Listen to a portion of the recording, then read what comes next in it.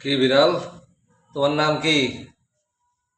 হ্যাঁ, এভাবে শুয়ে আছো কেন? হ্যাঁ, নাম কি? নাম কি? নাম বলো। পা ছাড়তে বলি নাই তো, নাম বলতে বলছি।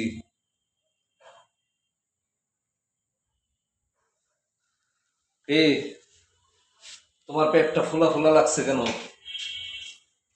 হ্যাঁ, খাবার খেয়েছো বেশি, না পেটে বাচ্চা আছে?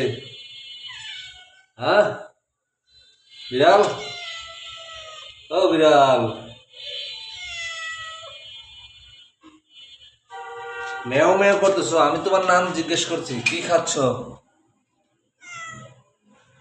আহ,